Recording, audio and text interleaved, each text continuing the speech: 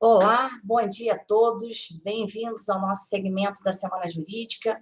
Vamos começar hoje de forma brilhante com a professora Zélia Perdonar, mas lembrando que essa semana é uma semana com muita atividade, são 17 atividades ocorrendo do dia 3 ao dia 6, palestras dia 3, 4, 5 e audiências e júri no dia 3, 4, 5, 6.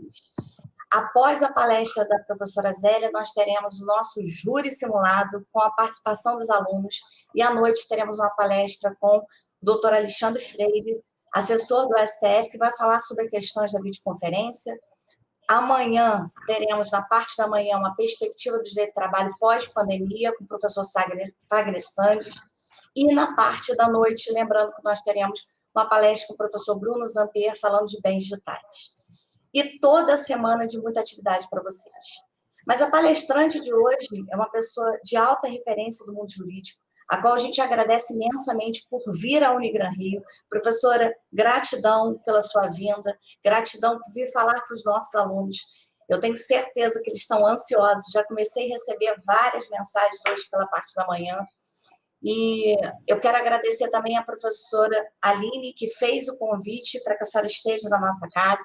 Espero que a gente se encontre presencialmente mais à frente, com o auditório lotado, porque a gente está sentindo falta de aglomerar, professora, como está com saudade de aglomerar. E eu quero aqui já agradecer ao professor Marco Antônio Grilo, que está presente, da coordenação do curso também, ao professor Ívano, que vai estar presente também, e a todos os professores que estão na plataforma. Bem, sem delongas, eu passo a palavra para a professora Aline para fazer as devidas apresentações à nossa convidada. Bom dia a todos, é um prazer estar aqui novamente nessa quarta-feira da Semana Jurídica, apresentando uma palestrante simplesmente admirável pela sua carreira, pela sua pesquisa e produção acadêmica, pela sua atuação, pelo domínio do tema, que é a previdência, o direito previdenciário, além de outros temas, claro, mas é uma das maiores especialistas do país e referência no que se refere ao direito previdenciário. A professora doutora Zélia Luísa Perdonar tem mestrado e doutorado em Direito pela PUC de São Paulo, realizou estágio pós-doutoral na Universidade de Madrid, é professora da graduação e do programa de mestrado e doutorado em Direito Político e Econômico da Faculdade de Direito da Universidade Presbiteriana Mackenzie. Tem experiência na área de direitos sociais, com ênfase em direito da Seguridade Social. Coordena o grupo de pesquisa, o Sistema de Seguridade Social, e é procuradora regional da República na Terceira Região, que abrange São Paulo e Mato Grosso do Sul. A doutora Zélia é uma referência para mim, é uma honra recebê-la aqui nessa casa, agradeço à universidade a oportunidade de acolhê-la e, além da alegria e da admiração, sem também querer usar e abusar do seu tempo, que precisa ser todo seu, eu lhe passo a palavra fazendo só um aviso. Como a senhora tem de 30 a 40 minutos para falar, eu tenho 3 perguntas, e às vezes nós temos perguntas dos alunos também. Então, eu vou pedir desculpa se em algum momento eu fizer alguma intervenção, mas é no sentido de inserir no contexto da sua apresentação uma pergunta que tenha aderência com o momento da sua exposição. Desde já, então, diante desses avisos, agradecimentos e, de novo, renovando a honra de recebê-la aqui na nossa casa, a palavra é sua. Um bom dia, uma boa apresentação. As minhas palavras iniciais são de agradecimento e eu faço em nome, então, da coordenadora do curso de Direito da Unigran Rio, a professora Litiane Mota Martins Araújo. Quero também agradecer as gentis palavras da professora Aline Teodoro de Moura, cumprimentar o professor Marco Aurélio Grilo dos Santos Lima, cumprimentar todos os alunos que nos acompanham, também os funcionários que nos auxiliaram aqui, né, porque são diversas plataformas, às vezes nós acostumamos com uma e não com outra, então quero fazer um agradecimento especial a eles, mas talvez o cumprimento maior, professora Aline e professora Litiane, seja para os alunos que nos acompanham, né? Eu sei que nesses tempos, o que nós mais queríamos é estar ali, principalmente por estar no Rio de Janeiro, né? Vocês têm o Rio de Janeiro todo o tempo, nós não, então, mas eu tenho certeza que não faltará oportunidade, e assim que isso for possível, terei a maior prazer de ir pessoalmente, professora Litiane, ao Rio de Janeiro, à Unigran Rio, que é uma instituição reconhecida no Brasil. Inclusive, já tive eventos fora do Brasil, em que tinha professores da Unigran Rio. Então, quero, assim, registrar o reconhecimento pela instituição. Eu vou, a convite da professora Aline, para tratar sobre a proteção social no pós-pandemia. Nós já teríamos um cenário em que teríamos que refletir sobre a proteção social antes da pandemia, e essa situação acabou se agravando, e talvez nós tenhamos que refletir de uma forma, e depois eu sempre comento isso, de uma forma sem preconceito, de uma forma que o que nós criarmos ou o que nós reestruturarmos venha atender aqueles objetivos do Estado brasileiro, dentre os quais a redução das desigualdades sociais e regionais. Então, feitas essas considerações, antes de entrar propriamente dito, professora Alina, porque eu imagino que tem alunos de todos os semestres nos acompanhando, então eu gostaria de fazer um apanhado e peço então que passassem os slides, e podem ir para o segundo slide diretamente, onde eu trago aí a síntese do atual quadro de proteção social concedido.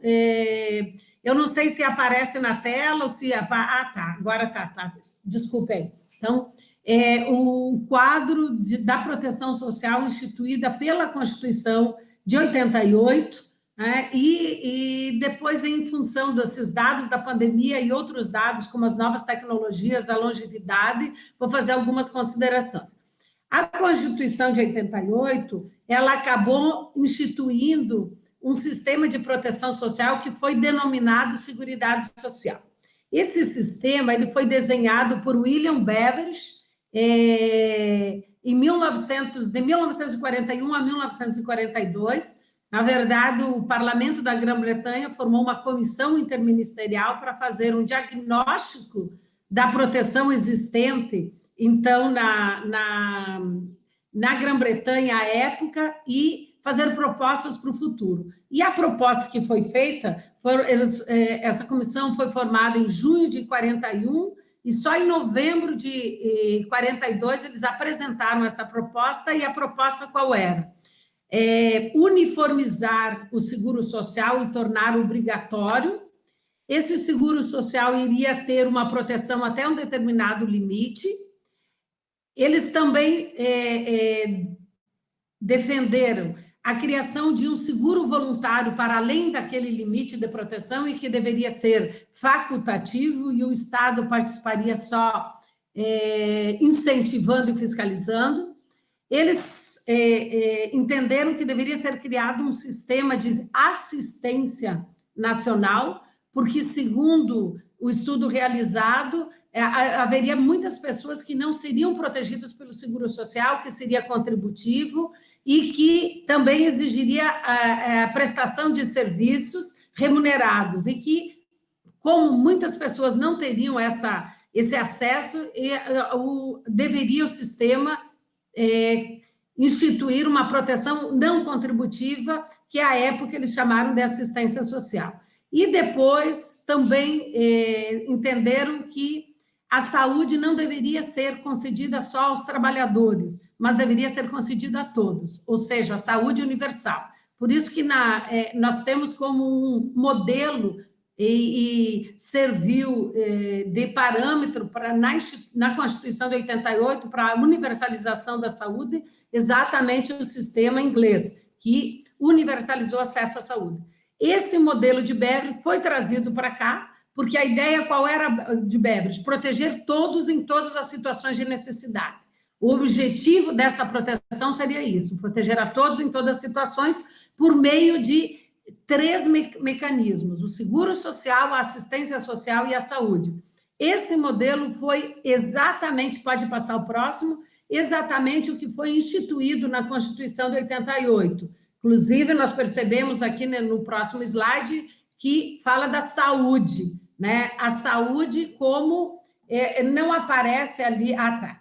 Pode ir tocando, porque como ele é assim, pode botar toda a tela a Constituição de 88 universalizou o acesso à saúde, né, por meio e criou um sistema único de saúde, porque nós somos um país federado e como a saúde, o direito à saúde é de responsabilidade de todos os entes federativos, nós temos isso no artigo 23, que diz que a União, Estados, Distrito Federal e municípios executarão as ações de saúde pública, né? Serão responsáveis pela implementação do acesso à saúde.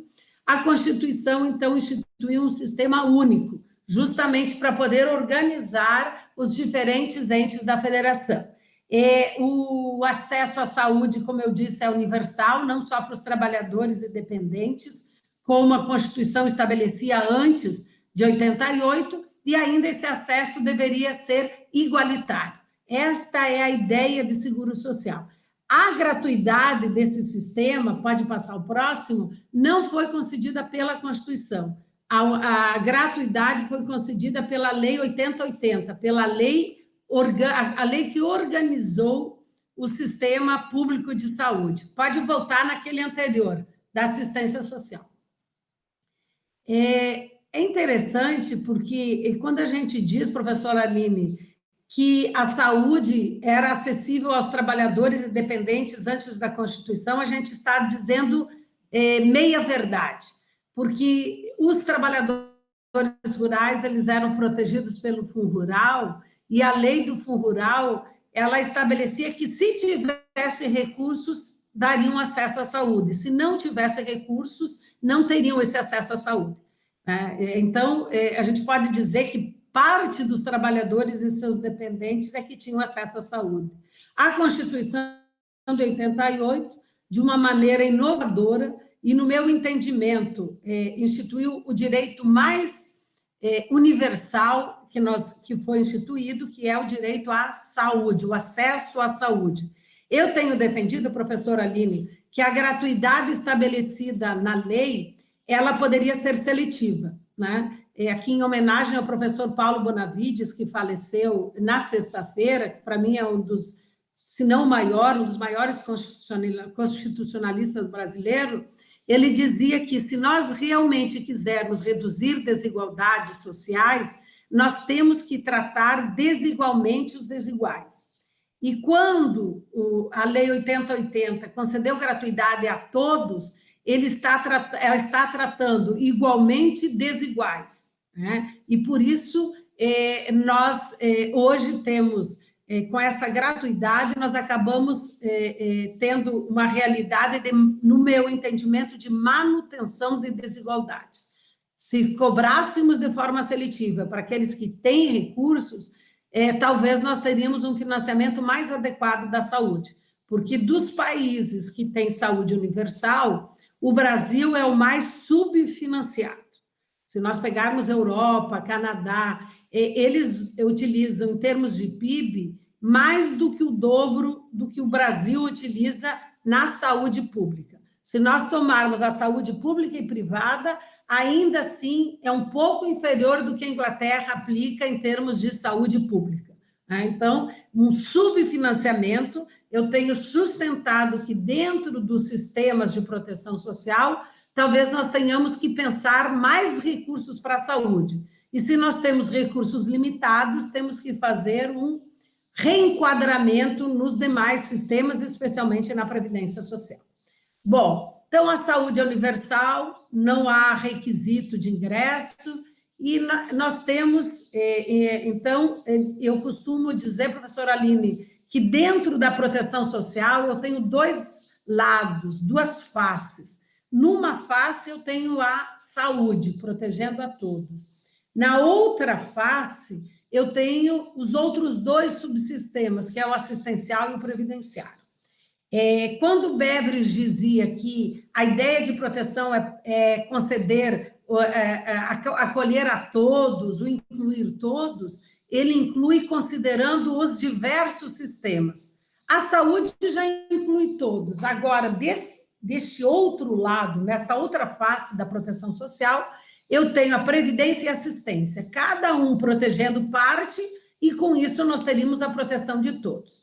A assistência social, a estatal, ela é concedida aos necessitados e independe de contribuição. Se nós formos fazer uma comparação, por exemplo, com a Espanha, seria a Seguridade Social Não Contributiva, com Portugal, a Segurança Social Não Contributiva, né? Nós, da mesma forma como o Beveridge, denominamos assistência social e ela é não contributiva.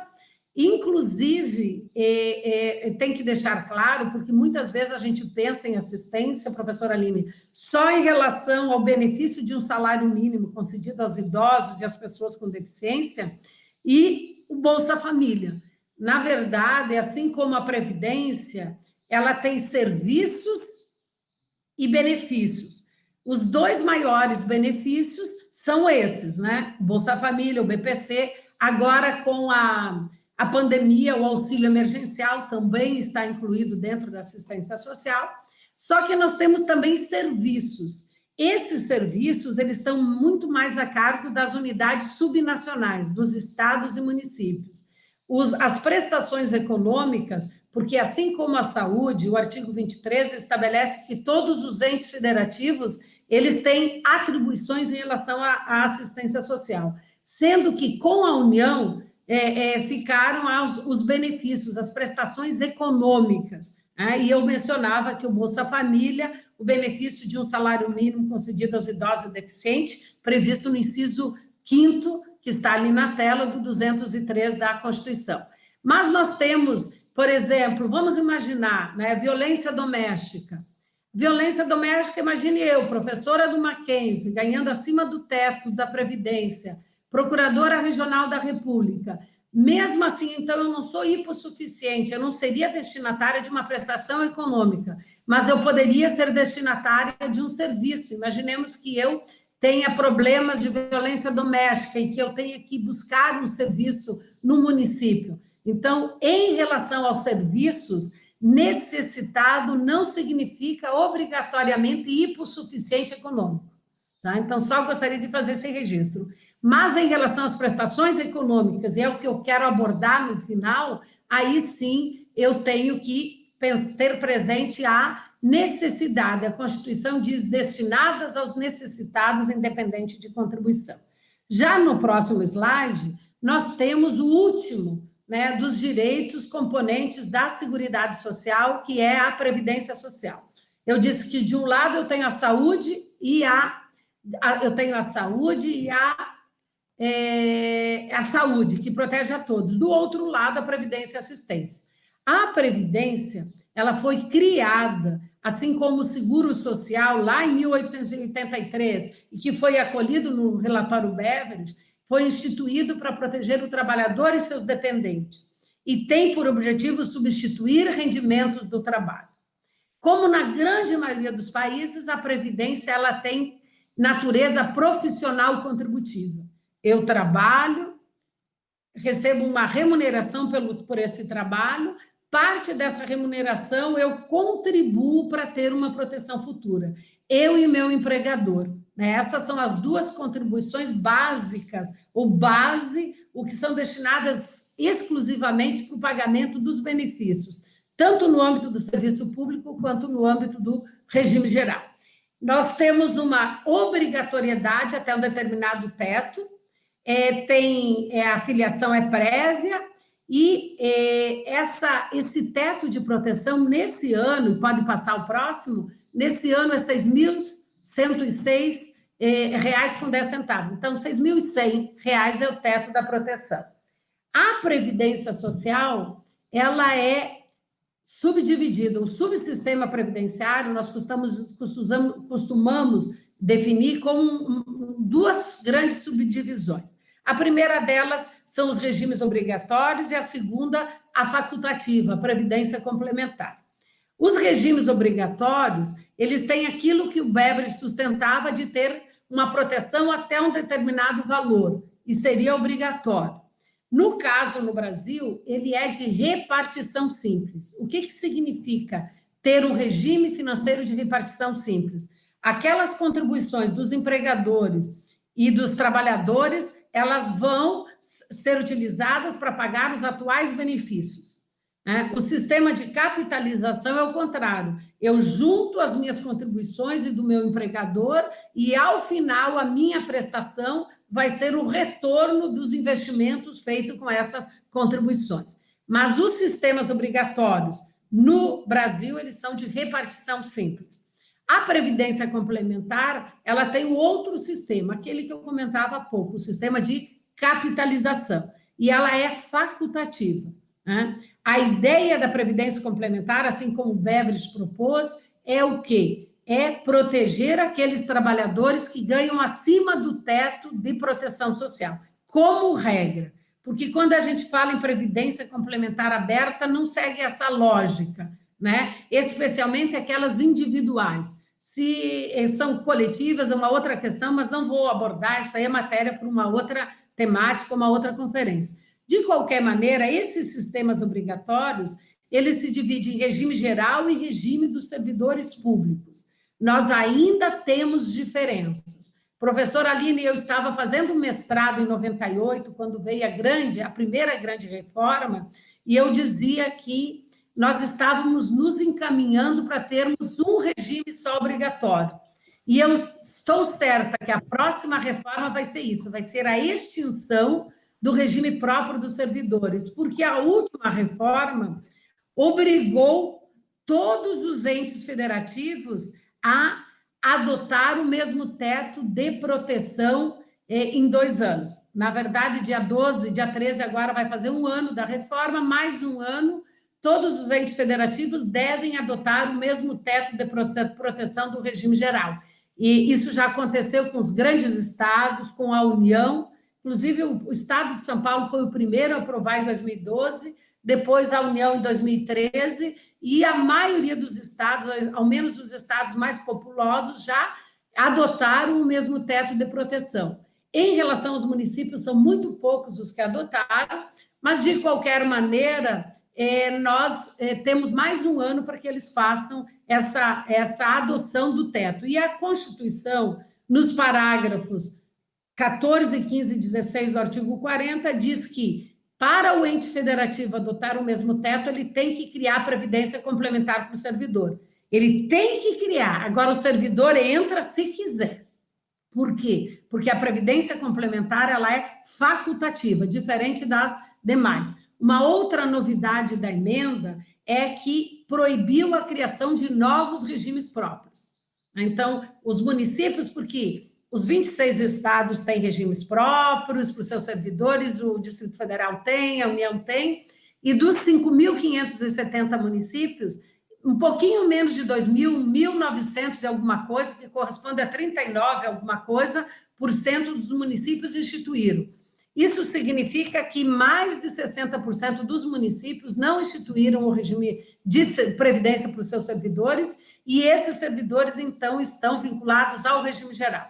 Mas eu queria fazer uma nota de que, embora seja só 30%, 39%, equivale a protege 70% dos servidores municipais. Por quê? Porque os grandes municípios adotaram esse teto, o regime próprio de previdência. De qualquer maneira, o servidor não fica desprotegido, porque o regime geral ele é residual. Então, por exemplo, se o município não instituir, eu faço concurso para procurador do município. Os alunos, professora Aline, depois de formados, fazem concurso para ser procurador desse município. Então, eles vão estar vinculados, por mais que ele seja estatutário no âmbito administrativo, ele é vinculado ao regime geral. São 2 relações diferentes. No próximo slide, a gente tem presente os recursos para garantir toda essa proteção. Então, nós temos saúde gratuita para toda a população, numa das faces da proteção, e nós temos na outra face a previdência concedida aos trabalhadores e seus dependentes. Tem o segurado facultativo, mas é um estranho no ninho. A ideia, o objetivo é proteger o trabalhador e seus dependentes, substituindo os rendimentos do trabalho, quando diante de incapacidade laboral real presumida. Eu vivo com o fruto do meu trabalho. Se eu tiver uma incapacidade temporária, essa incapacidade, eu não vou, com a incapacidade, eu não vou ter condições de laborar, eu não vou ter condições de trabalhar e, portanto, não vou ter recursos para minha sobrevivência dos meus familiares. Aí tem a Previdência Social, que concede, então, o antigo auxílio-doença, hoje auxílio por incapacidade temporária. Né? Se eu ficar inválida da mesma forma, na velhice, na idade avançada, todas essas situações que geram necessidade, eles acabam sendo protegendo pela Previdência Social. Para garantir todo esse conjunto de proteção, o Brasil, professora Aline, dos países que eu tenho estudado e que conheço, é o que dedica assim, o maior número de tributos, de receitas para financiar a proteção social. Nós temos, no artigo 195, 6 contribuições, e no 239, o PIS/PASEP, que também é destinada à Previdência Social, ou, em termos mais genéricos, à Seguridade Social. As contribuições que a gente vê nos outros países, que são destinados à Previdência, é a contribuição da empresa, né, que contrata trabalhadores, e dos próprios trabalhadores. Não só empregados, todos os trabalhadores, né? Porque o Brasil, ele tem um dos sistemas mais inclusivos. Não importa se o trabalhador é urbano ou rural, não importa se tem vínculo empregatício ou não, ele inclui todos os trabalhadores, certo? A questão é que muitos acabam não efetuando o recolhimento de contribuição e acabam não tendo acesso à proteção. Mas, enquanto ordenamento jurídico, é um dos que mais protege. Aí nós temos, além dessas 2 contribuições, temos contribuições sobre receita e o faturamento, contribuição sobre o lucro, contribuição sobre concursos de prognóstico. Agora mesmo estão discutindo no Congresso Nacional de aprovar, né, loterias e bingos, e para ter mais recursos para a proteção, seria o inciso 3º, e ainda a contribuição, pode passar ao próximo, a contribuição do importador, que está previsto no 4º. No próximo slide, nós temos o PIS/PASEP, que é destinado para o seguro-desemprego, que é destinado, além do seguro-desemprego, para o abono de um salário mínimo pago àqueles empregados e avulsos que ganham até 2 salários mínimos mensais, e a emenda constitucional destinou mais 12% à Previdência. Isso foi feito no Senado Federal, no meu entendimento, de forma equivocada. Por quê? Porque o parágrafo 1º, na redação originária, dizia que no mínimo 40% do PIS/PASEP seriam destinados ao financiamento de programas, né? Diminuir a despesa foi aumentar a receita. É claro que diminuiu a despesa também, mas talvez tivesse que ter feito de uma forma mais acentuada. No próximo slide, nós temos... pode passar o próximo, por isso que não é muito interessante assim, mas tudo bem, né? Nós temos, no slide anterior, onde nós vimos, não precisa voltar ao slide, onde nós vimos que temos 7 contribuições, né? 6 no 195 e uma no artigo 239, que é o PIS/PASEP, ou 2, se quisermos entender como separados, PIS/PASEP. Quem pode instituir essas contribuições é só a União.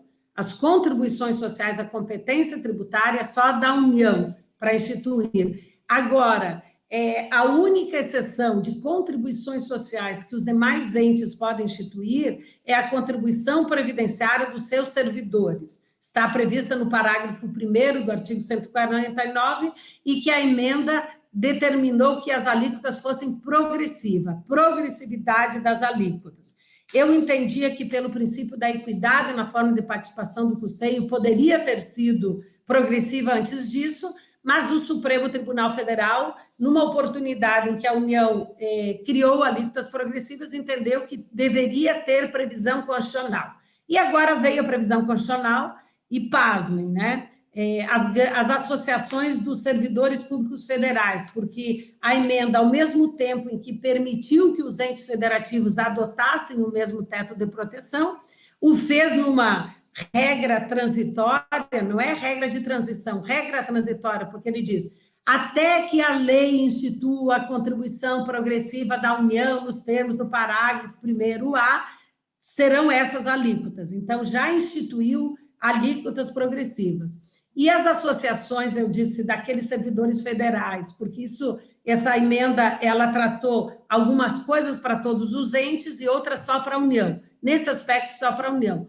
As associações, inclusive a minha, ingressaram com uma ação direta de inconstitucionalidade no Supremo, pedindo que se julgasse inconstitucional essa progressividade. Essa progressividade significa o quê? Que eu vou pagar mais se a minha remuneração é maior. E é progressivo, né? A alíquota chega até 22%, mas é importante, por exemplo, vamos imaginar que eu ganhe 30 mil. Até o salário mínimo eu pago 7,5%, de 1 a 2 eu pago tanto, e assim por diante. A alíquota efetiva dá 16 e alguma coisa por cento, né? Depois vocês vão ver, em 2018, 50 bilhões dos que foi destinado ao pagamento das pensões e aposentadorias no âmbito do Serviço Público Federal, 50 bilhões foi suportado pelo contribuinte brasileiro, porque não são contribuições nem do servidor e nem da União enquanto empregador. E aí, quando você adota uma medida em que aqueles que recebem mais vão pagar mais, eles vão ao Supremo pedindo a inconstitucionalidade.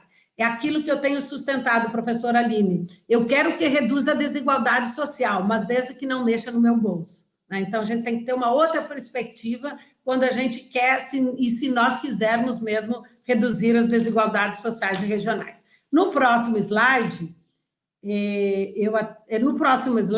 ele tem uma regra que já existia em relação ao pagamento dos benefícios do regime geral, que vinculou a contribuição da empresa e do trabalhador só para os pagamentos dos benefícios administrados pelo INSS. Agora, o inciso 11 fez a mesma coisa em relação às contribuições dos servidores públicos. Então, a contribuição do servidor público e do ente federativo também só pode ser utilizada para pagamento dos benefícios dos regimes próprios. Pode passar o próximo, onde nós vamos trazer alguns dados, né? Os dados, veja, professora Aline, que isso aqui é antes da pandemia, né? E por isso que eu digo, nós tínhamos uma realidade antes da pandemia, que já é preocupante, e depois a pandemia agravou, né? Segundo a pesquisa nacional por amostra de domicílios do IBGE, em relação a janeiro, fevereiro e março desse ano, portanto, antes da pandemia, nós tínhamos 105 milhões de pessoas em idade laboral. Então, naquela idade, entre 16 e 59 anos, tínhamos 105 milhões de pessoas. Desses, 92,5 eram pessoas ocupadas e 13 milhões eram desempregados. Agora, quando a gente vai ver como estão alocados esses 92 milhões de pessoas, 33,1 ou 33 milhões eram empregados, né? 11 milhões eram empregados sem carteira assinada, 24 milhões trabalhadores por conta própria, certo? E depois nós temos outros, né? Tem 6 milhões na categoria do doméstico, assim por diante. E aqui não estou querendo dizer de quem recolhe ou não, estou dizendo quem eram. Por exemplo, você pega ali 6 milhões de trabalhadores domésticos, talvez 2 milhões recolham para a Previdência, né? Trabalhadores por conta própria, 24 milhões, talvez os 4 milhões recolham para a Previdência, né? Então, quem efetivamente acaba recolhendo é muito mais os empregados, né? E tem os 11 milhões sem carteira assinada. De servidores públicos de todos os entes federativos, 11 milhões. Eu queria demonstrar nesse quadro, se nós analisarmos os trabalhadores sem carteira assinada e os trabalhadores por conta própria, professora Aline, ultrapassam os empregados, ultrapassam os empregados. Esse quadro que eu quero tratar, que eu quero demonstrar. Eu gostaria que passasse o outro slide, bem rapidinho. No outro slide, nós vemos aqui os gastos com Previdência Social de 2018. Eu não tirei ali, depois eu vi que as pessoas pediram, eu vou tirar o Wayne de Mackenzie e eu vou passar para... Eu encaminho um em PDF para encaminhar para os alunos, daí, professora Aline. Nós tivemos, em 2018, uma receita das contribuições específicas para a Previdência de 395 bilhões de reais e uma despesa de 589 bilhões. Se eu pegar os servidores públicos civis, eu tive, com a contribuição deles e da União, 33 bilhões, e o gasto foi 84 bilhões. Então, 51 bilhões foi suportado pelo contribuinte brasileiro. Eu queria que vocês observassem ali, ó, quanto foi gasto com saúde, 116 bilhões. E quanto foi gasto com assistência, 88 bilhões. Vamos tirar o servidor, vamos ficar só com o INSS. 589 bilhões, só com benefícios pagos pelo INSS, de previdência, e depois nós temos 116 no âmbito da União. Pode passar o próximo slide. Aqui dá para se ver mais claro, né? Ó, a receita e a despesa de cada um, certo? Então, vê ali, ó, quanto foi gasto com saúde, o quanto foi gasto ali, ó, nas pensões dos militares. Aqui, quando a gente bota 46,2 dos militares, tanto os valores pagos nas reformas, né, dos militares, na inatividade dos militares, quanto a pensão. No âmbito federal, só tem contribuição para as pensões dos militares, né? Não tem contribuição para a sua inatividade. Por isso que a gente só tem essa parte, 2,4 bilhões, são contribuições só dos militares. Agora, tem que fazer justiça, porque quando, por exemplo, eu considero a contribuição para os servidores civis de 33,7, 11 bilhões são dos servidores, e o restante é da União enquanto empregadora. Nesse 2,4 não tem a parte da União enquanto empregadora. Mas, de qualquer maneira, vocês veem que 43 bilhões do que foi pago para a inatividade dos militares e as pensões são pagos pelo contribuinte. Então, de uma forma proporcional, muito mais acentuada. Então, nós vemos que no regime geral, quase 200 bilhões foram pagos por outras contribuições, que não a contribuição sobre a remuneração, né? E no âmbito do Serviço Público Civil da União, 51 bilhões, dos militares, 43 bilhões. Então, é aquilo que a gente fala de déficit ou não. Aí vocês podem dizer, mas tem as outras contribuições.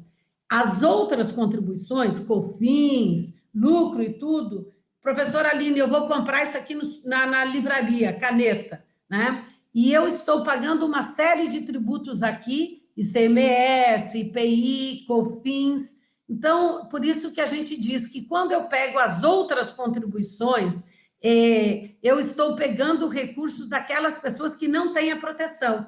Eu vou lá, eu ganho Bolsa Família e vou comprar essa caneta. Eu estou pagando tributos para sustentar a previdência ou dos empregados, dos trabalhadores vinculados ao INSS ou dos servidores públicos, né? Por isso que eu digo o seguinte, professora Aline, a gente tem que olhar o direito, mas tem que ver quem financia esse direito.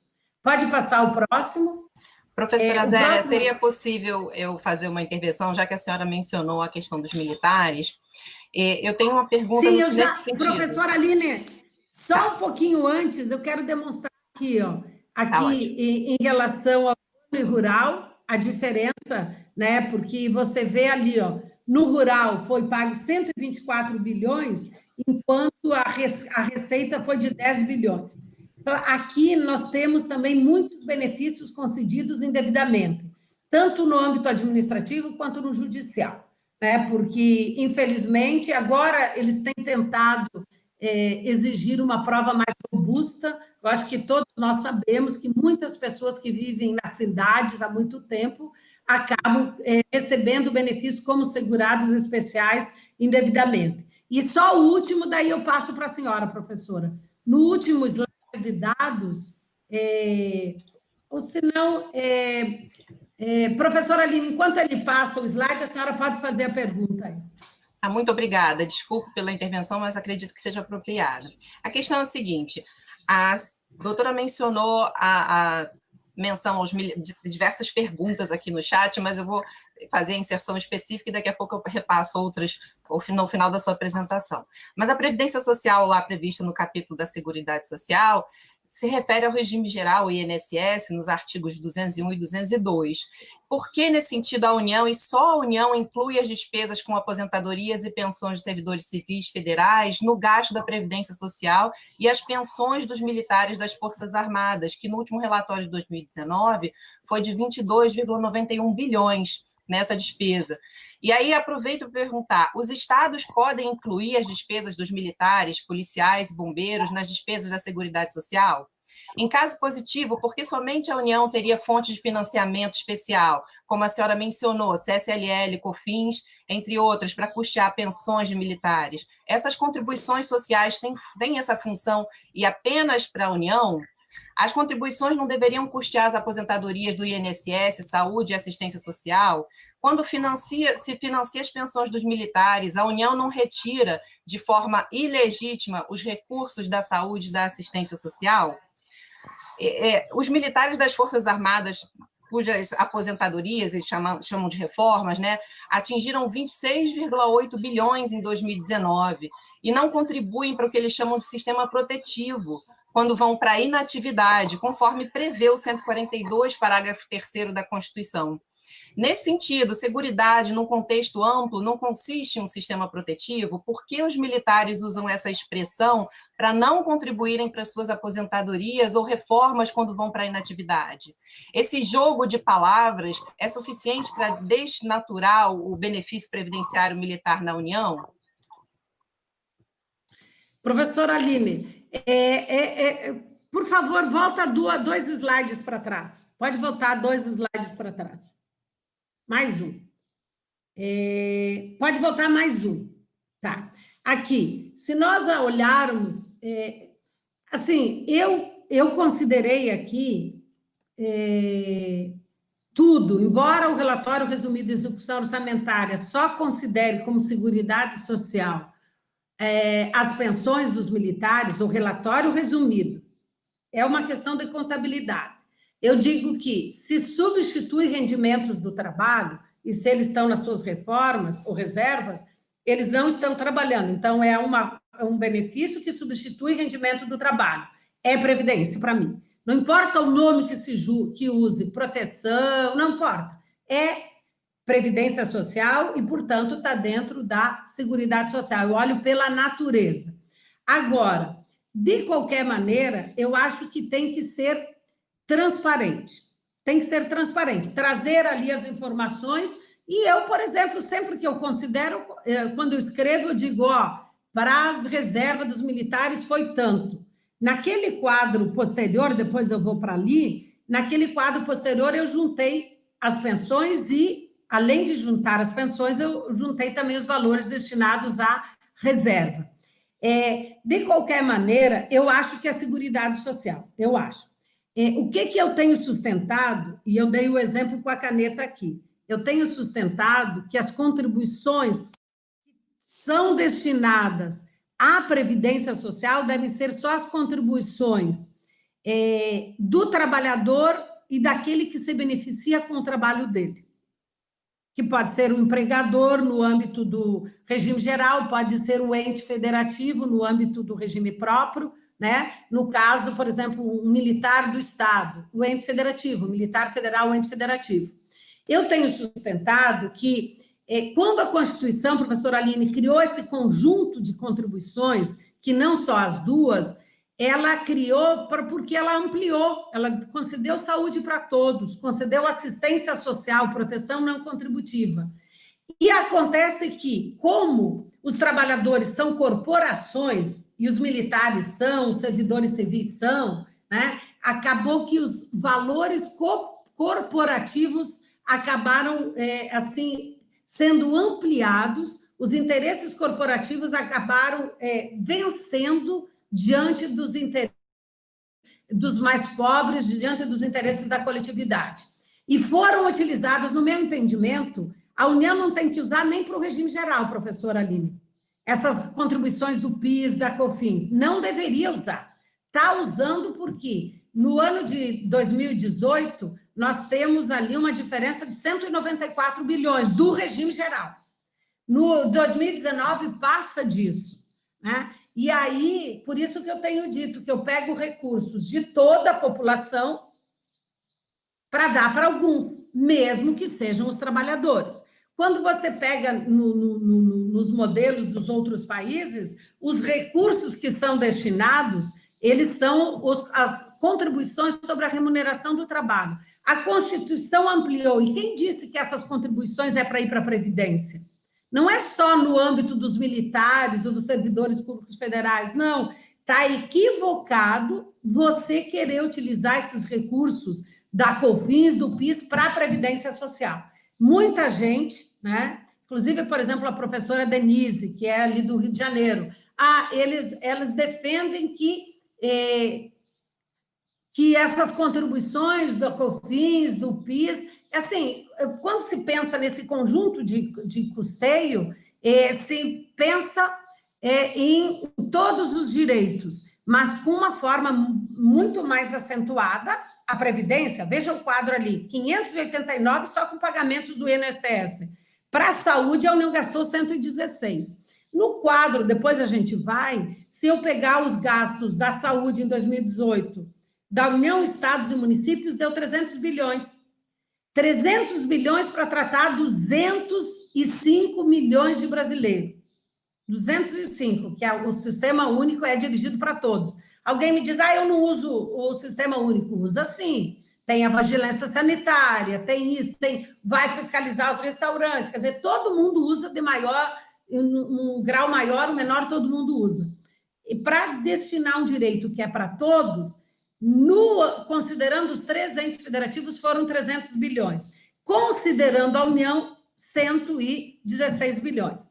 Quando a Constituição foi editada, 30% do conjunto daquelas 7 contribuições, que à época eram 6, tinham que ser destinadas à saúde, professora Aline. E depois só foi diminuindo o financiamento de saúde e aumentando o gasto da Previdência, né? A Previdência no Brasil é extremamente generosa, né? Eu escrevi um artigo junto com o Bruno Bianco, à época ele era adjunto, ele é o secretário especial de Trabalho e Previdência, onde nós demonstramos como eram as regras previdenciárias na Constituição de 88 e as mudanças que foram ocorrendo aí em 98, a Constituição de 88, depois a primeira grande reforma em 98, a segunda grande reforma em 2013 e a terceira grande reforma agora no ano passado, né? E talvez, mesmo com essa reforma, não seja suficiente se nós quisermos garantir que aqueles recursos que sejam arrecadados de todos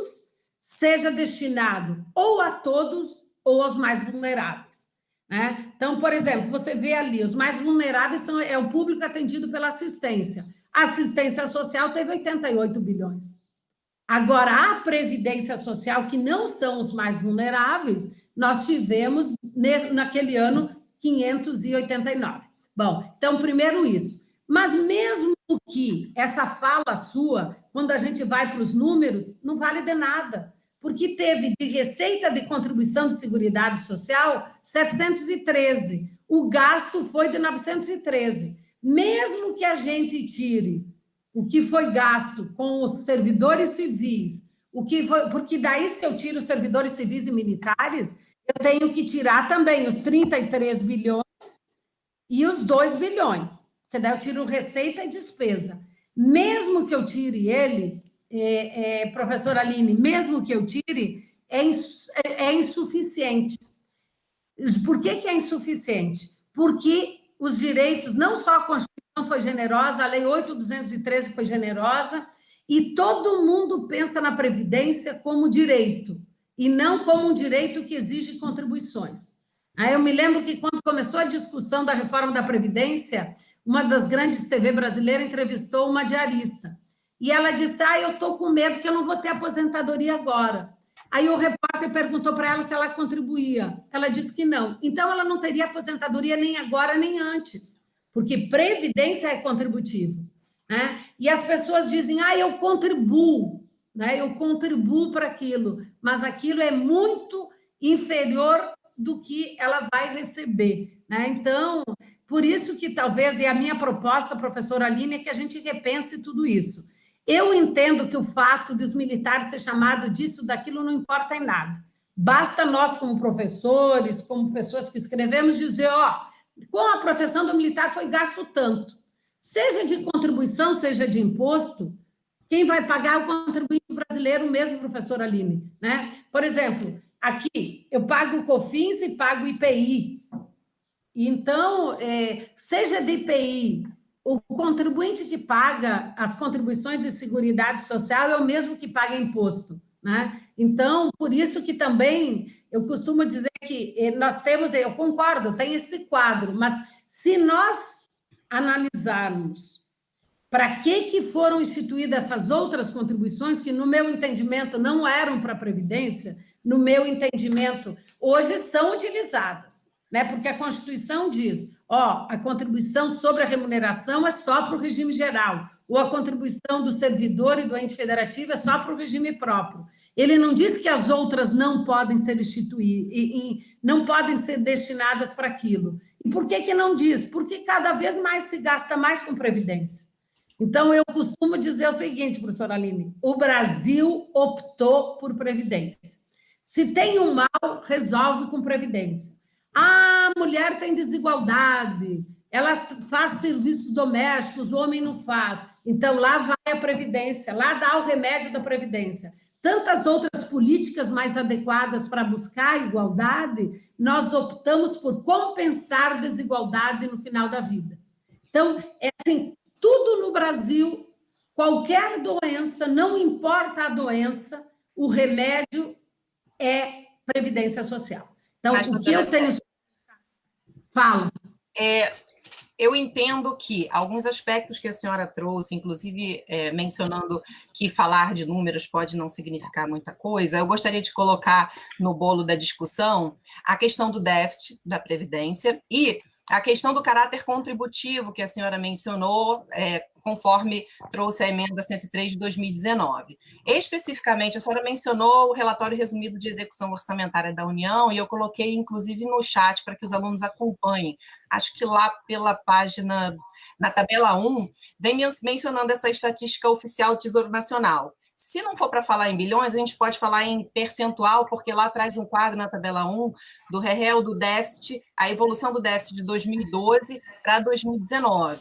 E houve um crescimento do déficit de 33,92%, porque as despesas previdenciárias do INSS chegaram ao marco que consta lá de 628,47 bilhões, enquanto as receitas mencionadas já pela senhora foram de 415,17 bilhões, dados do REL. Isso aí, professora Aline, pediria para ele passar, esses dados que a senhora está falando, vai aparecer aqui, no seu slide. Passa 3 slides, eu acho. Diante disso, a pergunta é: quais as causas para esse crescimento significativo do déficit do regime geral? Como a reforma da Previdência aprovada em 2019 pelo Congresso Nacional enfrentou essa questão no regime geral do INSS? No regime geral, considerando o INSS, não o regime próprio. Tá. Pode voltar mais um. Pode voltar um. E acrescentando, se a senhora quiser também adicionar... Se a senhora quiser adicionar na resposta, dentro dessa questão do déficit, eu gostaria também de saber qual a posição da senhora enquanto acadêmica e pesquisadora e também o Ministério Público Federal em relação às renúncias bilionárias, renúncias tributárias de 308 bilhões, que, sob o meu ponto de vista, impacta lá no relatório também do julgamento das contas presidenciais de 2019, vou colocar aqui o link no site, foi a renúncia, deixou de arrecadar 308 bilhões, e aí o compartilhamento com a sociedade deixa de ser exatamente, deixa elementos do caráter contributivo, incluído pela ementa, ficam fragilizados. Eu gostaria de saber a sua opinião. Tá, professora, passa mais um slide, por favor. Os dados que a professora Aline falou estão nos gastos de 2019. Eu vou falar, ele não passa ali, depois vocês vão ter, esse aí, ó. Então, a professora falou dos 628 e dos 415, né, no âmbito do regime geral. Então, aqui, no ano de 2018, que é o que eu apresentei, tinha 194 bilhões. No ano de 2019, vejam vocês ali, 415 para 628, isso aí já dá 213 bilhões. Então, vocês veem que tem crescido. Professora Aline, desde 2001, tem crescido, assim, eu acho que de 2001, acho que só 2 anos não teve déficit em relação a isso, né? Então, assim, mesmo que, por exemplo, quando a senhora fala em esses benefícios fiscais, né, essas desonerações. Eu vejo agora, por exemplo, nas redes sociais, né, que o pessoal quer que derrube o veto do presidente em relação à desoneração da folha. E todo mundo está batendo para desonerar. Aí é mais um benefício, professora. É porque quando a gente pensa em benefício, né, às vezes se cria a ideia de que está protegendo, está dando dinheiro para grandes empresas. Pode ser que dá em alguns casos. Mas quando eles colocam benefício, eles colocam, por exemplo, o MEI, ele paga 5%. O MEI e a dona de casa de baixa renda pagam 5%. A alíquota seria 20%. Então, aqui eu tenho um benefício fiscal para o trabalhador de baixa renda de 15% da contribuição dele. Micro e pequena empresa. Quando a gente fala que a empresa paga 21, 22 ou 23, isso é a empresa média para cima, porque a micro e pequena empresa, ela paga um percentual, e nesse percentual inclui todas as contribuições da empresa. Isso é benefício fiscal. Quando você tem as entidades beneficentes, o parágrafo 7º do artigo 195, diz que as entidades beneficentes são isentas, mas que é uma imunidade, né? Então, eu tenho recursos disso. Na verdade, quando a gente analisa essa história de renúncias fiscais, é importante ver esse aspecto. Porque, por exemplo, quando a gente diz, mas o trabalhador de baixa renda tem que pagar menos. Então, quando a gente diz isso, a gente está admitindo renúncias fiscais. Nós podemos, e eu estou à disposição, professora Aline, a gente fazer uma discussão só sobre isso. Essa entrada e saída de recursos, esses benefícios fiscais. Inclusive, quando se fala agora que eles têm que derrubar o veto, se eles derrubarem o veto, eu acho que é inconstitucional. Por quê? Porque a emenda constitucional, ela deu uma nova redação ao parágrafo 9º do artigo 195 e diz que as contribuições, porque antes o parágrafo 9º dizia que as contribuições da empresa, que é sobre a folha, sobre o faturamento e sobre o lucro, podiam ter alíquotas e bases de cálculos diferenciadas. Com a emenda 103, ela diz que tem que ter alíquotas diferenciadas, mas base de cálculo é só para COFINS e para o lucro. Então, eu não posso... Eu estou para escrever, não tive tempo ainda, um artigo que, se eles derrubarem o veto, é inconstitucional essa derrubada do veto, porque a Constituição, por meio da emenda, diz que não pode ter uma base de cálculo diferenciada. De qualquer maneira, professora Aline, o que eu quero sustentar aqui, e eu vou apresentar, é que, então, assim, o que tinha que se pensar? Ser mais transparente. E o Tribunal de Contas da União, quando se iniciou as discussões na reforma do Temer, que acabou não saindo, ele resolveu, por solicitação dos membros do Congresso Nacional, ele acabou fazendo um estudo, tem um acórdão específico sobre isso, trazendo todos esses gastos. Não importa se esse gasto é para o militar, não importa, coloca todos os gastos, coloca todas as renúncias fiscais, para desmistificar discursos, né? Para desmistificar. A grande parte desses 308 bilhões que a senhora fala, a grande parte são todos concedidos via Poder Legislativo, né? Todos. Eu digo o seguinte, todo mundo gosta de fazer generosidade, né?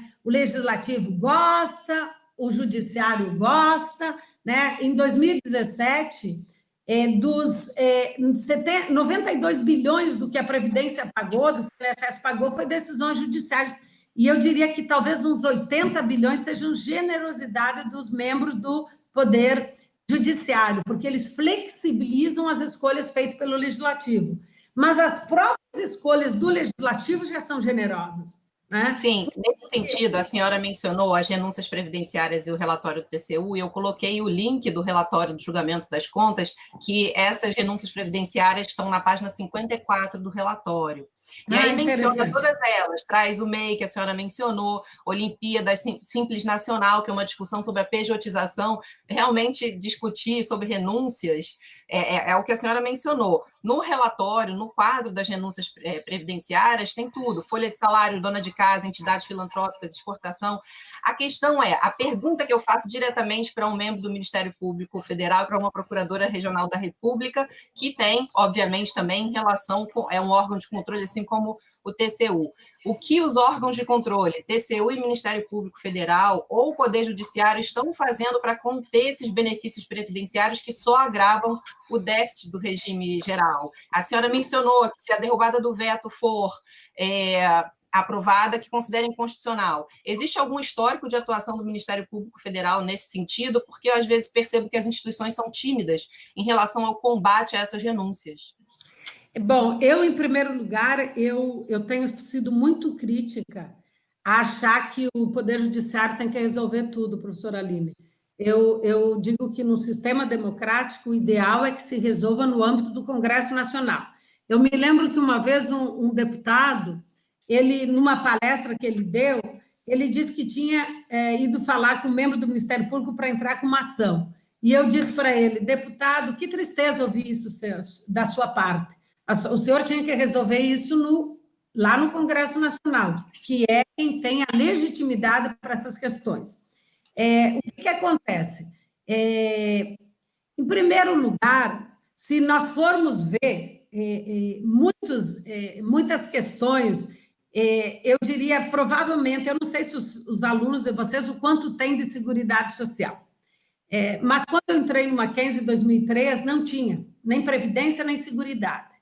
E os nossos membros do Ministério Público, magistratura, a maioria deles não tiveram, por isso a importância de um currículo numa instituição. Hoje, a maior parte das ações, né, no âmbito federal é de previdência e assistência, e a maioria daqueles que julgam o que requerem não tiveram direito previdenciário. E todo mundo olha, assim, a partir do direito. São poucas as pessoas, como a senhora, que olham a partir dos recursos que financiam esses direitos. Então, isso é comum dentro do Poder Judiciário, isso é comum dentro do Ministério Público, né? Inclusive, há pouco eu disse ali, né? Os colegas entraram, a minha associação é uma das signatárias para não pagar a progressividade, né? Então, mesmo considerando todo esse déficit que tem no âmbito do serviço público civil, né? E é importante dizer que os militares, professora Aline, que eu discordo, e eu digo que se tiver contexto político, é muito mais fácil mudar as regras dos militares do que os demais, porque os dos militares é legislação infraconstitucional. Mas nesse contexto político e nesse mandato, acho que dificilmente pode, mas eu me lembro que, quando foi na época do Temer, eu fui ao Congresso Nacional e um deputado da oposição me questionou. E eu disse para ele que a última norma que tinha mudado questões dos militares tinha sido em 2002, né? Porque, por exemplo, as filhas solteiras dos militares, veio uma medida provisória que acabou, assim, sendo modificada pela lei do ano passado. Ele disse que os militares que ingressassem a partir dali, as filhas não teriam mais direito. E os demais tinham que pagar uma contribuição. Eu entendo que era inconstitucional manter para aqueles que, na verdade, tinham que ter mantido para os óbitos já ocorridos. De qualquer forma, eu acho que é indevido. Agora, Desde 2002 até o ano passado, bastava uma lei. O Fernando Henrique mandou uma medida provisória.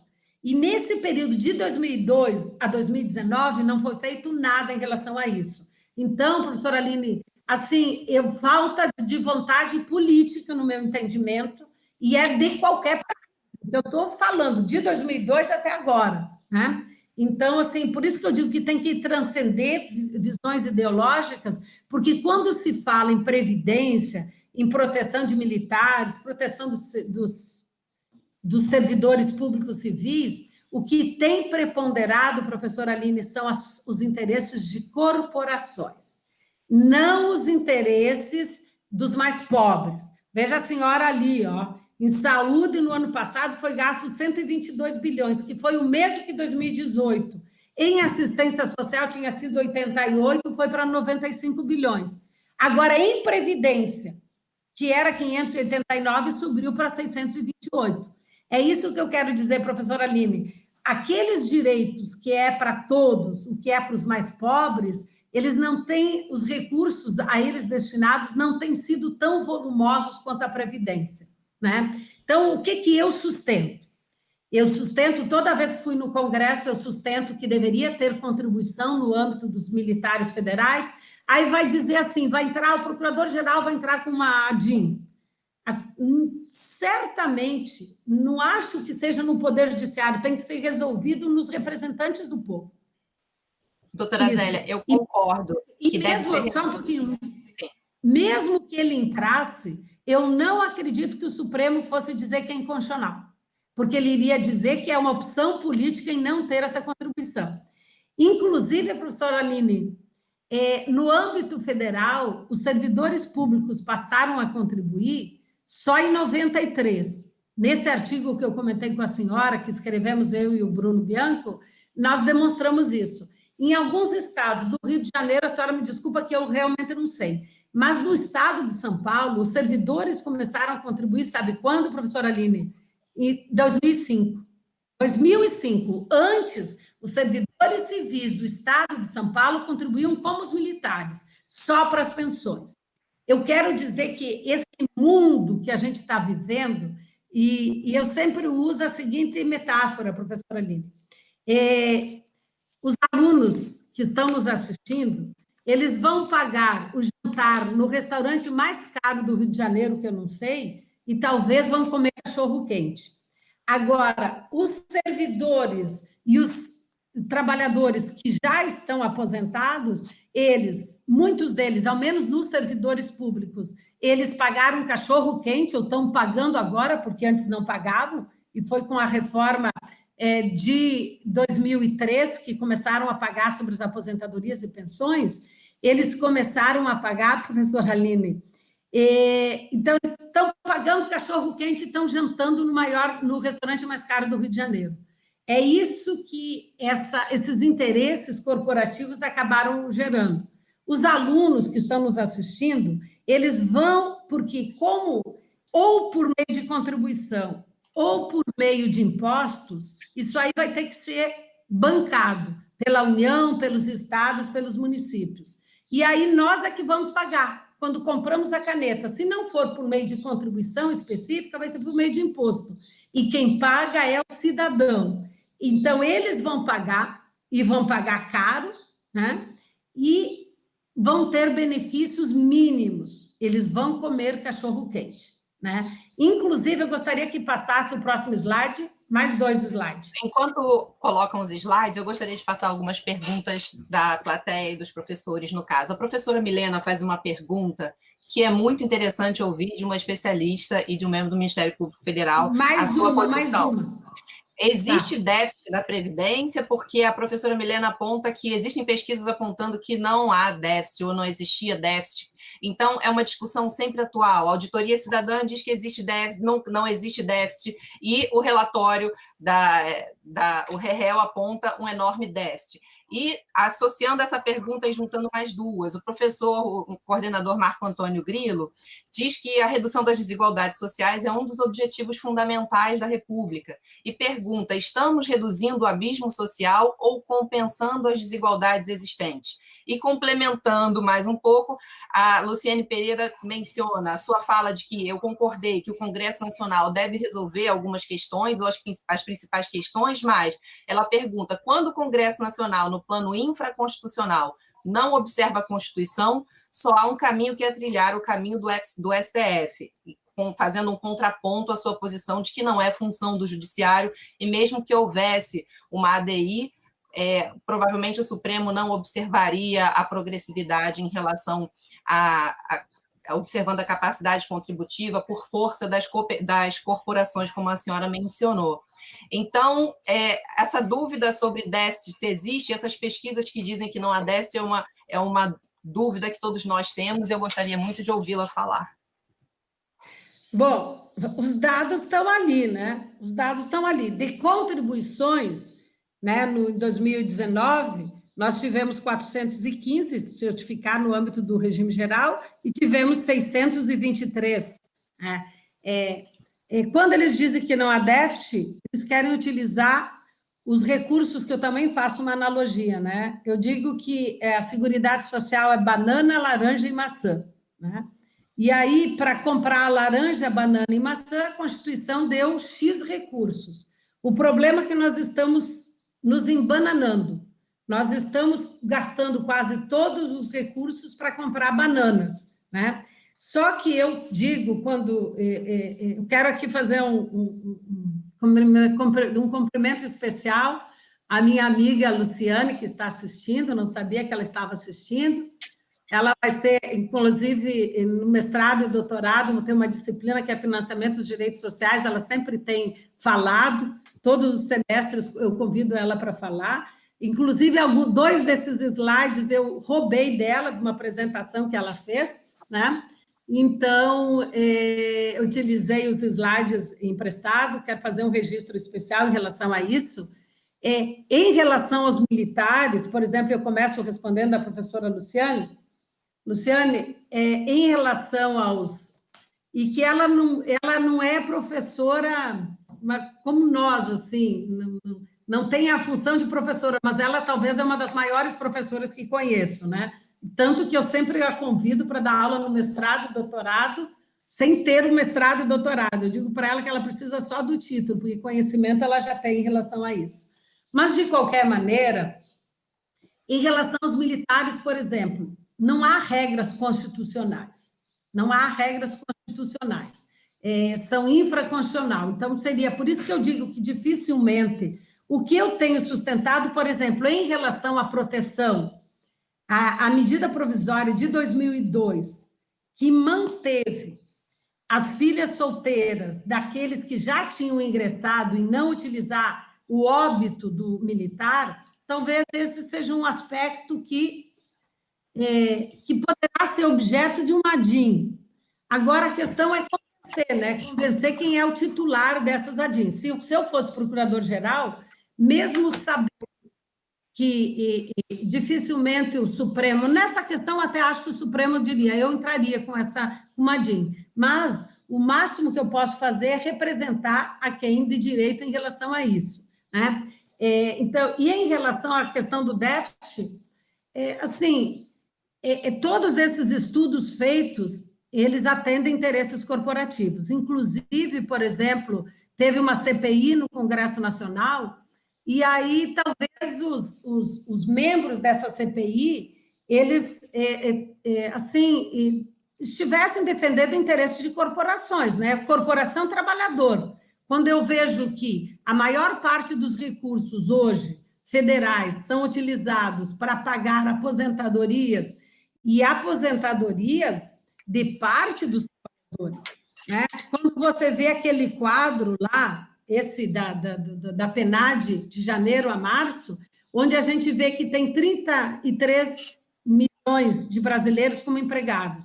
mas eu tenho 24 milhões de brasileiros trabalhando por conta própria, 11 milhões de brasileiros trabalhando sem carteira assinada, né? Então, eles vão ter benefícios assistenciais, e que nós temos um valor bem inferior àquilo. Eles não vão ter previdência, porque eles ou não recolhem todo o tempo, ou não recolhem, né? Eles não vão ter essa proteção. Mas quando eu utilizo recursos, né, que esses estudos querem insistir em dizer que não tem déficit, quando eu utilizo recursos da COFINS, quando eu utilizo o recurso do lucro e que incide sobre o produto, eu estou pegando o recurso de todos para dar para alguns. É isso a minha perspectiva, professora Aline. A minha perspectiva é a partir de quem financia.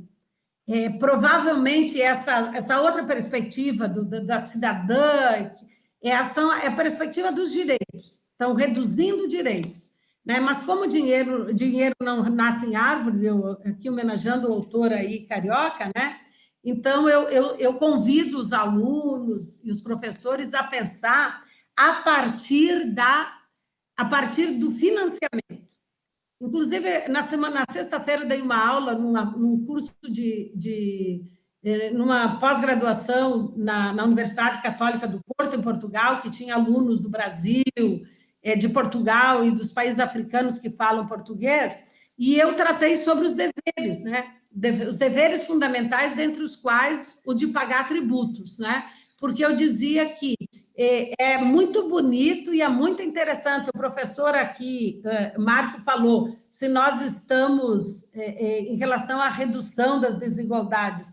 Professor, eu acho que nós estamos aumentando a desigualdade, não reduzindo a desigualdade, e nem amenizando a desigualdade, né? Veja o senhor aqui, nesse quadro que tem aqui, nós vimos que 67 milhões de pessoas buscaram ao menos uma vez o auxílio emergencial. Talvez 50 milhões seja devido. O resto, a gente sabe que teve muitos benefícios indevidos, inclusive, mais uma vez, homenageando a professora Luciene, né? Trabalho feito pelo Tribunal de Contas da União relacionado a essa proteção por meio da SESEX Previdência, né?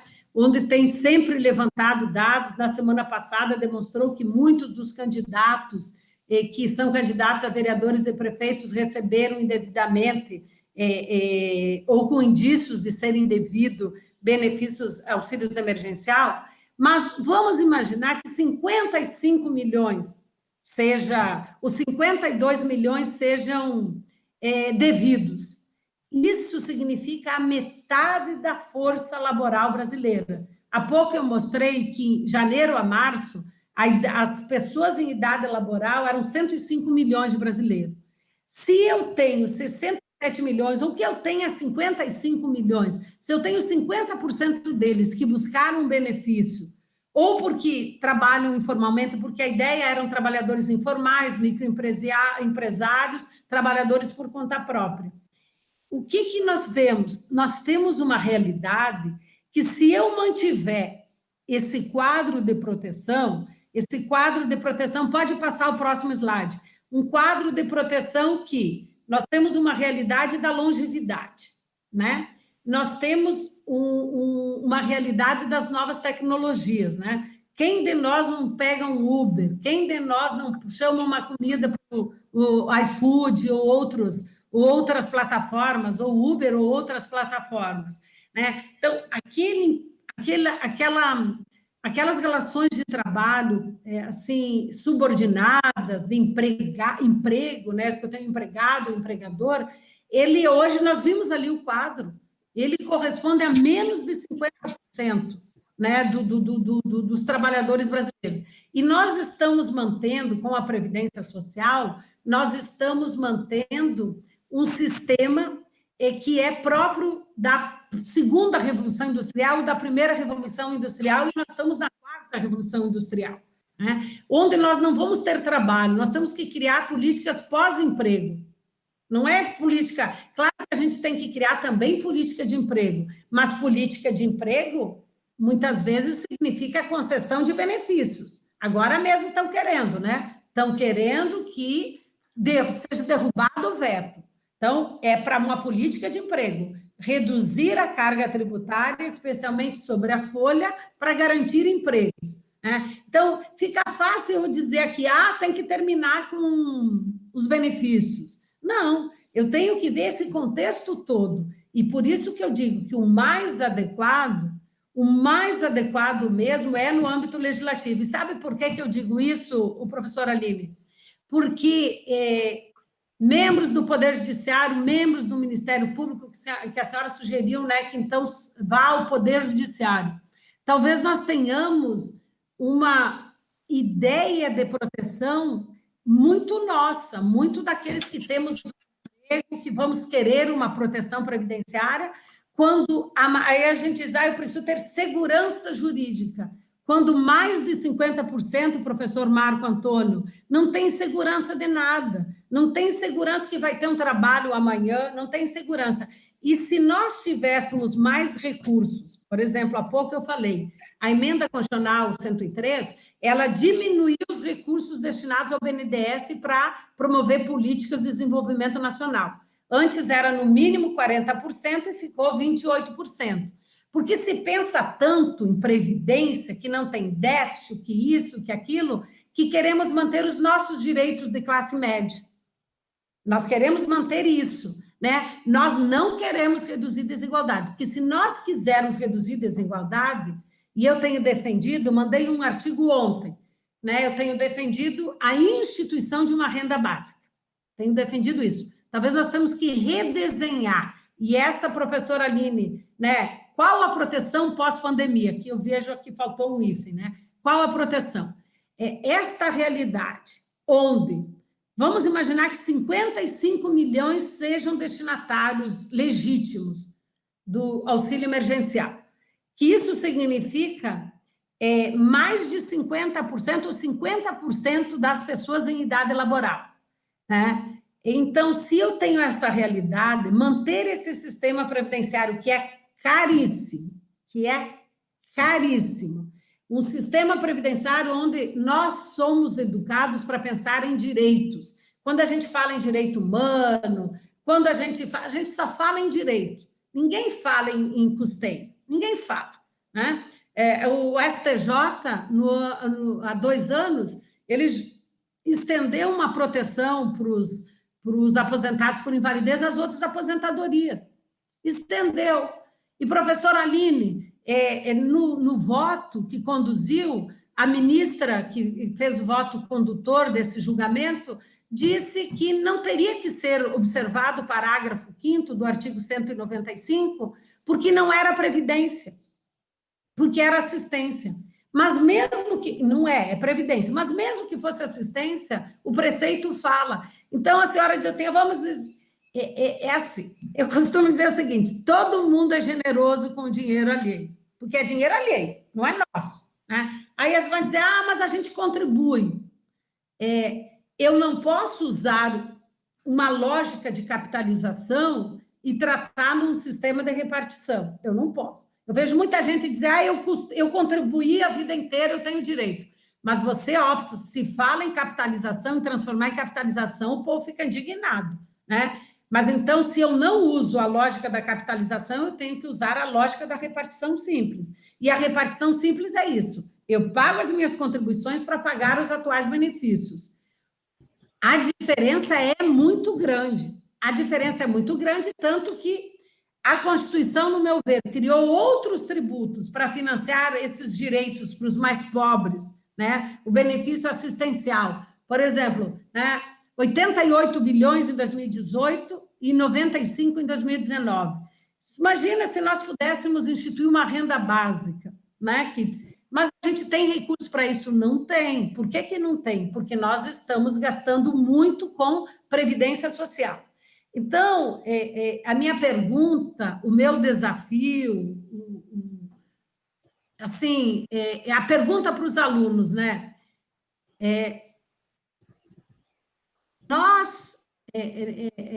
Vocês querem reduzir ou pensam que o Estado brasileiro tem que reduzir desigualdades sociais? Se a resposta é positiva, eu digo que a manutenção desse sistema de proteção social mantém ou amplia a desigualdade. Então, eu tenho que pegar recursos, como diz Paulo Bonavides, pegar recursos de todos para dar para os mais vulneráveis. E dar para os mais vulneráveis, né, a adoção, por exemplo, de uma renda básica, até pelos números do auxílio emergencial, né, eu digo, 67 milhões, mas que tenha 55, é um número muito elevado de busca indevida de benefício. Por isso que, mas daí alguém diz, mas o Ministério Público tem que ir atrás, o Judiciário tem que condenar. Vai entrar com 10 milhões de processo para condenar, e para condenar por X valores, né, porque receberam 9 prestações, 6 de 600, que dá 3.600, e 3 de 300, que dá 4 mil e poucos reais. Né? Aí a pessoa diz, aí vai lá, o juiz vai dizer, não, mas como é que eu vou condenar alguém por 4 mil e pouco se o político desviou bilhões? Eu, em primeiro lugar, eu atuei pouco no crime, mas quando eu atuei no crime, eu sempre digo que é uma questão de oportunidade, né? Então, a pessoa desvia muito porque está naquela realidade desviar muito. Eu acho que condutas indevidas devem ser reprimidas sempre. Mas como não deve ser só em razão de o Estado, porque quando você vê que 10 milhões de pessoas buscaram um benefício indevidamente, eu acho que nós temos que mudar a perspectiva. A perspectiva, eu tenho que ter a responsabilidade no recebimento da proteção. Eu tenho que ter essa responsabilidade não só em relação à minha pessoa, mas também em relação aos meus próximos. Né? Então, a pessoa diz, mas eu vi um monte de estudante que nunca trabalhou, que o benefício não era para ele, que foi e buscou e solicitou o benefício assistencial. Né? E muita gente que recebeu, que não atenderam aqueles critérios, por quê? Porque nós, brasileiros, nós pensamos assim, o que eu posso pegar do Estado? Pensando que o Estado é um ente que cria dinheiro com varinha mágica, né? Então, eu acho que a gente tem que ter uma outra perspectiva. O que eu posso fazer, e aqui, mencionando a pergunta do professor Marco Antônio, o que eu posso fazer enquanto cidadão, enquanto profissional, nas mais diversas áreas, para nós implementarmos os objetivos do Estado brasileiro, dentre os quais eu chamo atenção da redução da desigualdade. Fala, professora Aline.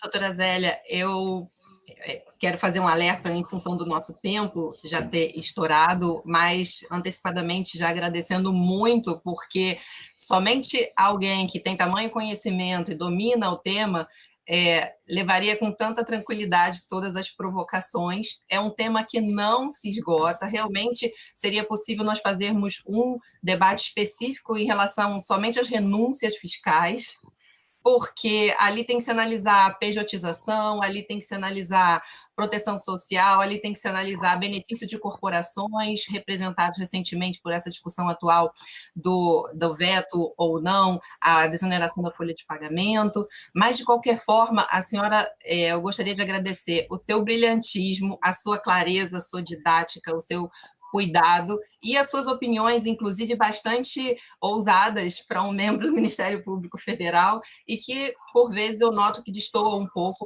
inclusive da manifestação dos membros em situações específicas que tentam tangenciar ou sair de respostas de perguntas difíceis, e a senhora enfrenta todas elas com muita tranquilidade. Inclusive, fico feliz de saber sobre o seu artigo entregue ontem, que propõe a renda básica, que converge com todo o movimento internacional que defende uma proteção para os desassistidos e que, de fato, trata da redução das desigualdades e tratar com equidade ou com o objetivo de assistência e proteção social previsto lá no tripé constitucional de saúde, previdência e assistência. Mas a gente está com um tempo estourado, então eu gostaria de agradecer, pedir, perguntar se a senhora tem considerações finais a fazer, já me sentindo um pouco assim pesarosa de ter que interrompê-la, porque não, é um tema, como eu disse, que não se esgota, mas agradecendo muitíssimo pela sua participação aqui conosco e e renovando que aprendo sempre muito com a senhora e suas exposições, seu brilhantismo. Participei de uma palestra sua no grupo de pesquisa e fiquei encantada, e naquele momento eu pensei, tenho que chamar a doutora Zélia para a Unigran Rio. Então, muito obrigada, e se a senhora tiver considerações finais a fazer de forma breve, para encerrarmos a nossa mesa de hoje. Em primeiro lugar, dispensar a doutora, né? Estamos nós todos aqui num ambiente de aprendizagem, eu costumo dizer sempre, né? Precisamos no grupo de pesquisa, alguém diz, não, no ambiente de aprendizagem vamos esquecer os títulos e tal. Eu quero dizer que sobre renda básica, tem um artigo que eu escrevi com mais 2 professores, dentre os quais o professor André Schurter Leitão, que ele fez um estágio de pós-doutorado no Mackenzie, e eu fui professora supervisora dele, e a gente fez várias discussões e nós publicamos um artigo onde o nome do artigo é Primeiro Básico, né? Então, a gente trata de uma renda básica universal e sustenta por que tem que ser universal, até porque para não ter uma máquina administrativa custosa, não ter esses problemas de benefício indevido, se colocar o meu nome, né, Zélia Pierdonat, Unicuritiba, ele foi publicado no ano passado, nessa revista da Unicuritiba, aí tem o link lá, a senhora pode passar e onde a gente já defende isso e diz que, inclusive, isso aí seria um instrumento de busca de um trabalho decente, porque se eu tiver o básico, se eu tiver uma renda básica, e eu posso me qualificar para buscar um trabalho adequado, eu não vou ter aquela necessidade. Imagina o seguinte, eu sou um pai de família, uma mãe de família, e eu preciso de recursos. Se eu não tiver recursos para trazer a comida para minha casa, eu vou aceitar qualquer trabalho, qualquer condição, né? Então, até para o trabalho decente, seria adequado isso. Só que ali nós tratamos pouco, nós colocamos em nota de rodapé que tem que se pensar no custeio. Eu sustento que essas rendas básicas e aquele lá, que a gente faça mais ajuste ainda no direito que vai para alguns, que é a Previdência Social, né? Que faça mais ajuste ainda, que talvez até se diminua muito o teto da obrigatoriedade, faça o que a própria OIT, o Banco Mundial tem sugerido, né? 3 pilares de proteção, talvez um salário mínimo, 2 salários mínimos em relação ao de repartição simples, e o resto adotar um outro sistema. Mas, de qualquer maneira, professora Aline, vamos fazer essa discussão sobre esses recursos, porque eu acho que a academia ela tem a obrigação disso, né? Nós temos obrigação de discutir os recursos para os direitos. A academia mundial, não é a brasileira, a academia mundial, os parlamentos mundiais, com raras exceções, eles focam muito nos direitos, né? Não no custeio. Eu gosto muito da literatura, e aqui até uma orientação para os alunos. Portugal tem se debruçado um pouco sobre a sustentabilidade dos direitos, onde a gente encontra mais bibliografia em relação a isso. Aqui no Brasil é quase tabu, e é quase tabu em todos os lugares, nos públicos, nos privados. Professora Aline, eu acho que nós temos essa obrigação. Primeiro, de as instituições, as faculdades de direito incluir a disciplina.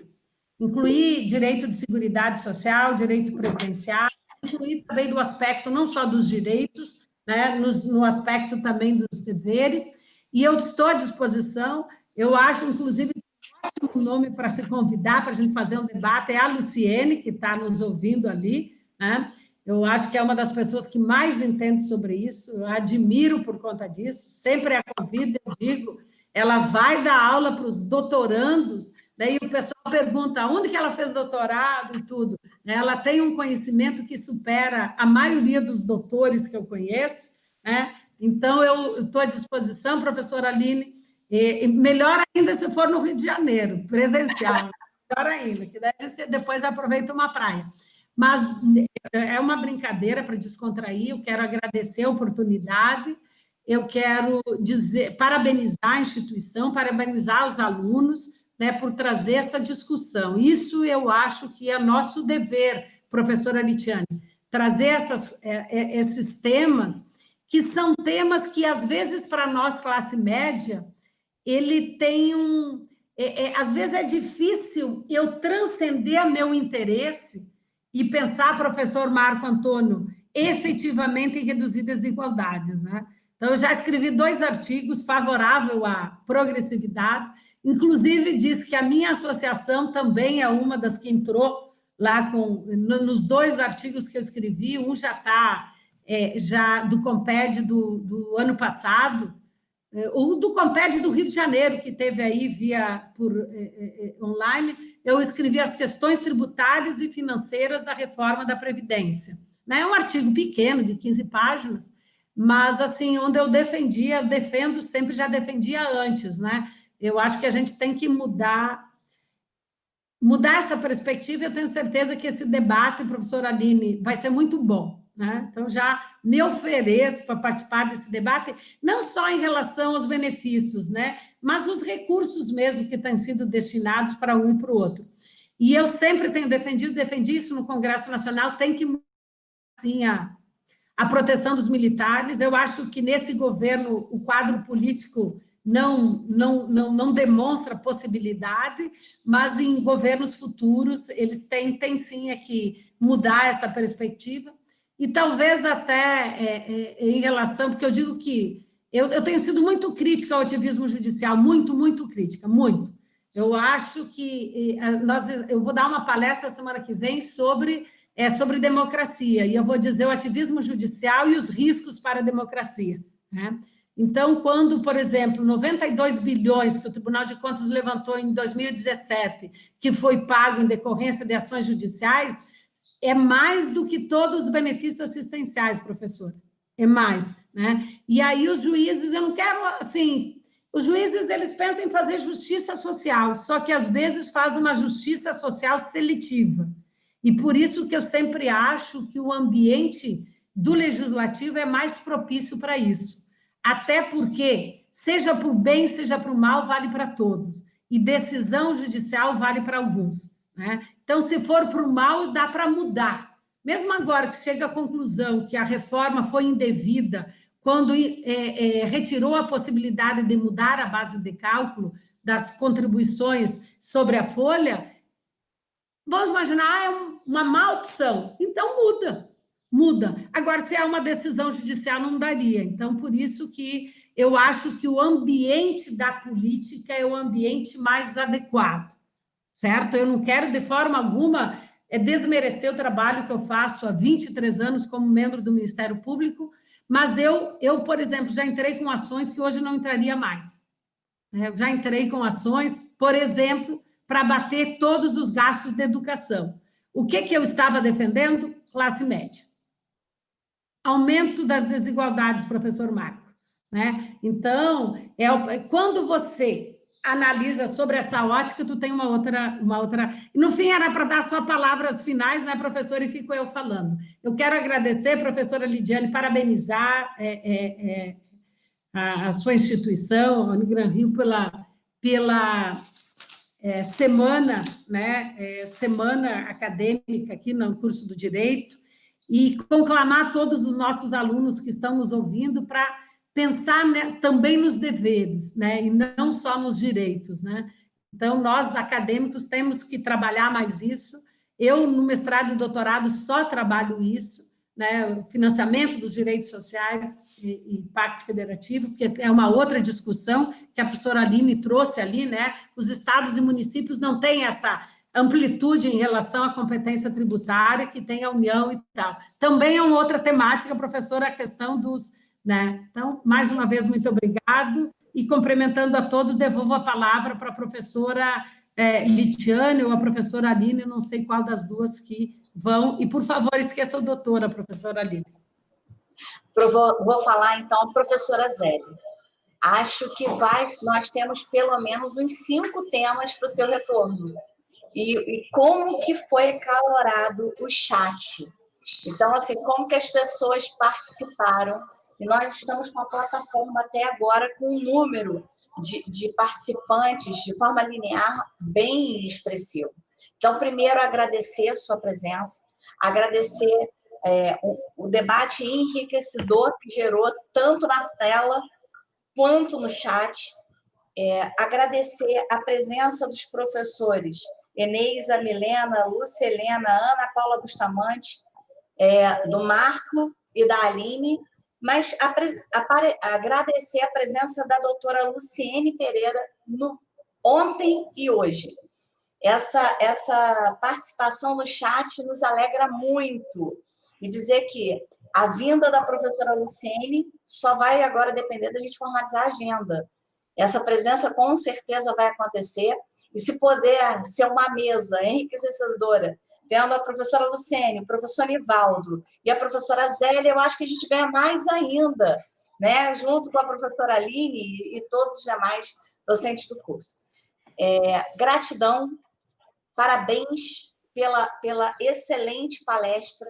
Acho que a gente ficaria aqui a manhã inteira, mas realmente a gente precisa entrar numa próxima atividade, e por isso a necessidade de encerrar.